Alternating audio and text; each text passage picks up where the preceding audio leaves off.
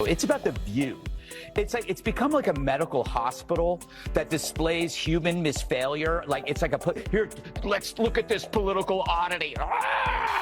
You know, it's like it really is like the left-wing equivalent of a carnival sideshow, except instead of bearded ladies and fat clowns and two-headed cows. Well, let me rephrase that. But The View is a victim of the sunk cost fallacy. You know, how can you now speak the truth and when for years you've been telling lie after lie after lie? Now you're carrying this big bag of rocks around you because it's too harmful for their ego to admit that we really were dishonest. Greg Gutfeld and Tyrus just delivered a reality check to The View, and they didn't hold back. Sunny, Hostin, and the panel looked completely unprepared as the duo dropped sharp, no-nonsense commentary that landed with impact. Wondering what happened? You're not alone. Here's a breakdown of one of the most direct critiques the show has faced in a while. News, the feral monsters of The View say they've never heard of you-know-who. True, the show that makes mornings hell claim that my name doesn't ring a bell. It's time for... Our view on The View. Ugh. Yeah, the witch's coven finally shows me some lovin'. Yesterday on The View, yours truly was the subject of conversation. Apparently the broads have no idea who I am, or so they say. Hit it, Gladys. They said that Gutfeld talks about you all the time. Who is he? Really, who is he? I don't watch the show. He has a show. I don't watch the never show. heard of him. Yeah. I guess he's just obsessed with me. No. Next, Joy's gonna say she's never heard of carbs. Seriously, her denial of knowing me is as believable as a... Political talk shows tend to stick to a predictable script. And if you've watched The View, you know the routine, familiar talking points and over-the-top reactions. But Greg Gutfeld and Tyrus came in ready to flip the script. With bold opinions and a no-nonsense attitude, they made sure their voices were heard, and it didn't go unnoticed. I mean, come on, Joy. Where would you even get that idea?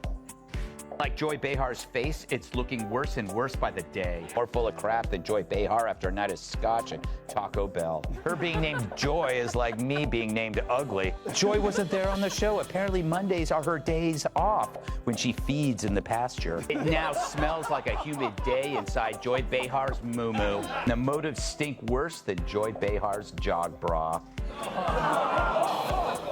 I mean, assuming she jogs. Oh, wait, there she is.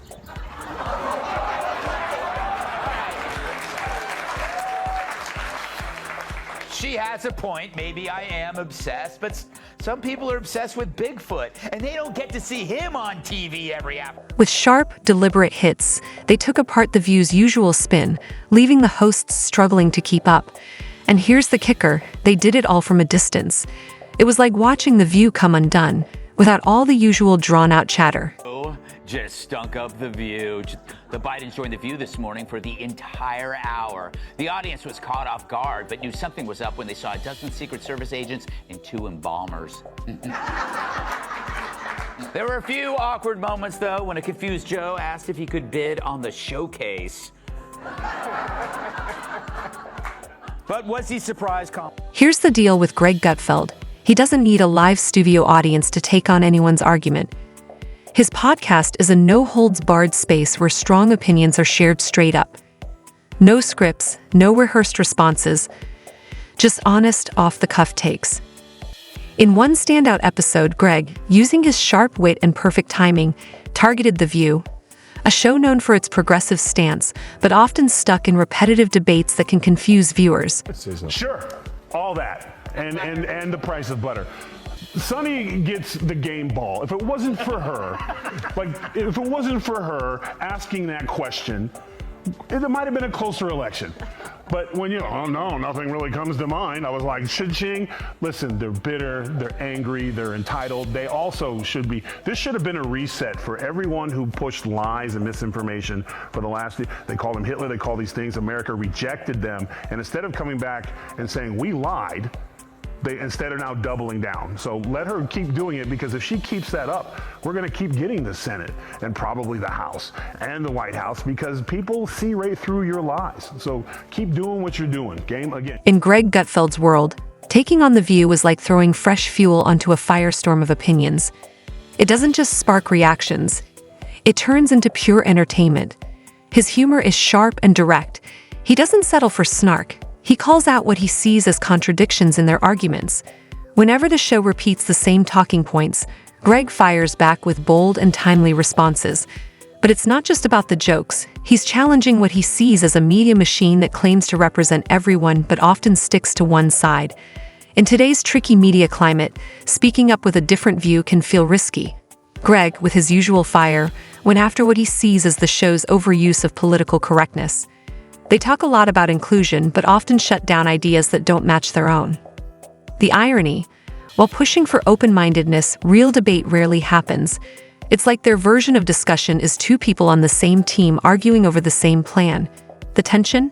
Definitely real. Brains are small. But who's the dumbest one of all? True, none of them are in Mensa, but who's the most densa? Perhaps it's Sonny who mastered the art of making idiots look smart. Now, The View could ask a mirror who's the dumbest one of all, but there's no way that glass doesn't shatter. But Greg didn't stop with just pointing out contradictions on The View. He dug deeper. He focused on how the show handles differing opinions and argued that their version of open dialogue mostly applies to people who already agree with them. Step outside their usual perspective. You risk being dismissed, labeled, or talked over. Greg pointed out that disagreement on the show is often met with scripted pushback, repeated points, and moments of self-congratulation. In his view, the real issue isn't that they defend their positions, it's that they rarely welcome others. Instead of sparking genuine discussion, Greg believes the show leans on pre-packaged commentary. The same points, the same conclusions. It's a pattern aimed more at reinforcing the views of their core audience than at exploring new or uncomfortable topics. And to Greg, that's a lost opportunity, especially in a media space that could use more honest, wide-ranging diva. Not even that. In The View, you don't need to find Trumpers. You need to fire your race baiters. Yeah. You need to fire the two races. You've had people. You had a McCain on there. You've had people on there before, and you ran them off. So the racist ones who want to stick to this, Whoopi and Sonny, and was it Bette Midler? What's her name? Broke-ass Bette Midler. Fire them and bring people in. Maybe you could get McCain to come back. She was a Republican, but every show and every break, she was nearly in tears. It's a classic media play. Champion inclusivity on the surface while quietly filtering which perspectives make it on air. At times, it feels less like a conversation and more like an exclusive circle where familiar opinions get echoed and rarely challenged. Greg, meanwhile, didn't miss a beat. He called out what he saw as a performative version of tolerance, more slogan than substance. And he didn't stop there. Greg leaned all the way into the contradictions, pointing out how The View often positions itself as a moral compass, while its logic can occasionally trip over itself. Watching him break it down felt like seeing someone calmly dismantle a shaky argument piece by piece. He focused in on a recurring theme, how the show is quick to criticize others for behaviors it sometimes mirrors. That kind of irony. Greg didn't just mention it. He spotlighted it with razor-sharp clarity. The problem is that you have to go after the racist people. And if the CEO goes, you know what, I'm not going to allow a woman on my show, or man, that will go after white America and talk about them like dogs. That doesn't represent our ideals or values for anyone. And get rid of those people, and this will clear up real quick. So do you have to actually look in the mirror and clean up your own backyard and get the racist people out? Because that's who you allowed in. You allowed black racist on TV who could just go all day and say anything about white people. And I guess lo and behold, they forgot that there's a lot of people at home, white people at home during the day, that are not watching your show anymore. So just clean it up. Yeah, Greg, known for never letting contradictions slide, peeled back the rhetoric and took aim at what he saw as blatant double standards. Wrapped in a tone of moral authority, those moments of selective outrage didn't escape his radar. Greg made it clear, pointing fingers while ignoring your own blind spots isn't just hypocritical, it's predictable. And just when the critiques were landing with precision, in stepped Tyrus. If Greg is the scalpel, Tyrus is the sledgehammer, coming in with unfiltered honesty and zero hesitation. Where Greg layered his sarcasm for effect, Tyrus went straight for the core. He doesn't dress up his message or pull punches. If there's a weak point in the argument, he calls it out, plain and simple. That raw, straight shooter style is what gives Tyrus his impact. He's not performing for applause. He's giving his unvarnished take. And when it came to The View, his commentary was sharp, unapologetic, and impossible to ignore. While Greg offered the setup, Tyrus delivered the knockout, backed by clear, assertive points that cut through the noise. It was the kind of moment that demanded attention. That's not what I read. The true sign of the apocalypse is someone that dumb has a law degree. Worse, if your name has the word sun in it, there's no excuse for not knowing how an eclipse works. But it's no surprise that Joy is the one who understands science. She's been on the science diet for years.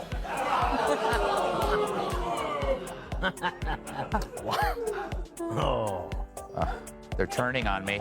So that makes Sunny Hostin, who thinks climate change caused the solar eclipse, the dumbest of them all. Because everyone knows the moon caused the eclipse, which is controlled by The View's gravitational pull. Take Tyrus's breakdown of how The View presents its arguments. What sounds convincing at first glance often crumbles under closer inspection. He didn't sugarcoat it. Tyrus called out the polished delivery that, in his view, lacked real substance. He wasn't buying the surface-level polish without deeper backing. His message was crystal clear. If you're going to take a stance, bring the facts and stay consistent. It wasn't just a critique. It landed more like a challenge the show couldn't ignore. Then came the standout moment. Greg and Tyrus, operating completely outside the studio, delivered a 1-2 punch of smart, biting commentary that held its own without ever meeting a live exchange. No studio lights, no staged reactions, just solid observations that made an impact. And what made it even more compelling? Watching the ripple effect as The View's hosts seemed rattled, reacting to critiques that hadn't even been spoken in the room. It was proof that powerful commentary doesn't need a set. It just needs to hit where it counts. People have to wonder, where does Sunny Hostin get her opinions? Yeah. Like you said, it's obviously from her husband. She has to tell her what to say on The View, because without it, she's got nothing up there. She's not very bright.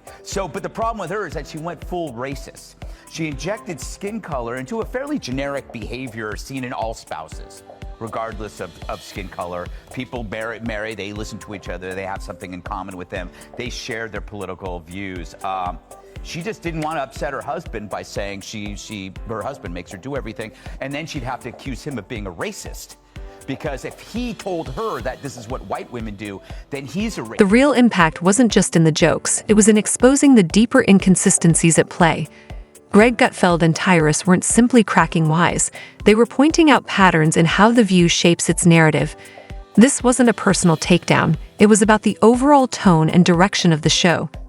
Greg took aim at the constant sense of moral certainty that dominates their conversations.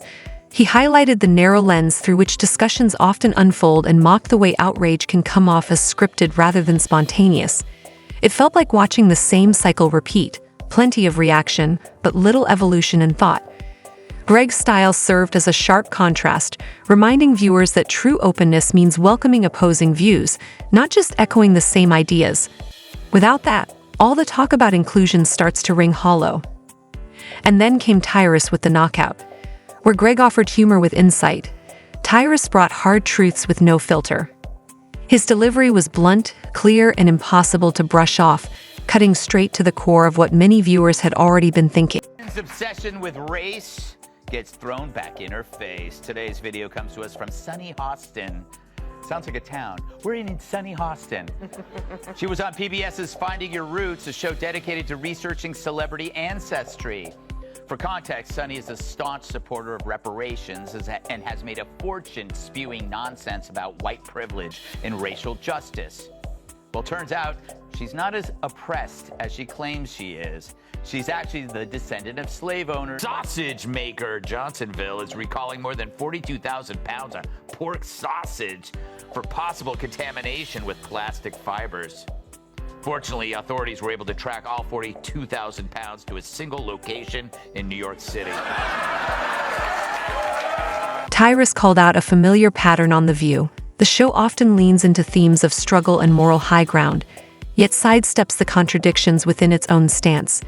It's about amplifying certain voices, but only when they echo the preferred narrative. That predictability, Tyrus argued, was impossible to ignore, and he wasn't about to let it slide. He pointed out that while the show talks a lot about injustice, it rarely turns the lens inward to examine its own blind spots. What really stood out was how The View's carefully curated image started to crack once Greg and Tyrus began deconstructing it. Their commentary felt like a mirror being held up, and the reflection wasn't exactly flattering.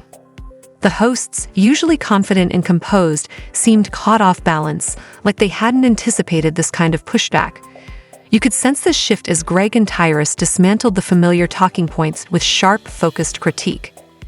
In a media landscape where discussions often double as performances, these two cut through the script and called it for what it was, and that truth hit harder than any punchline. News, the feral monsters of The View say they've never heard of you-know-who.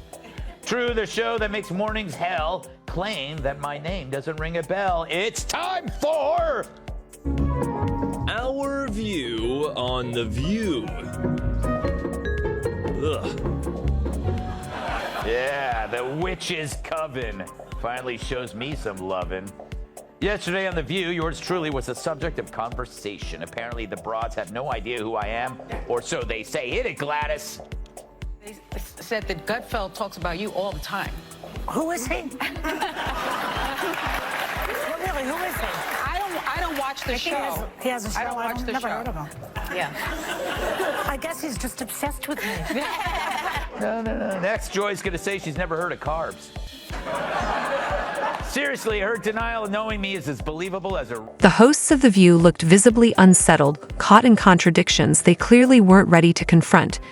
And the wildest part, this wasn't even a live debate.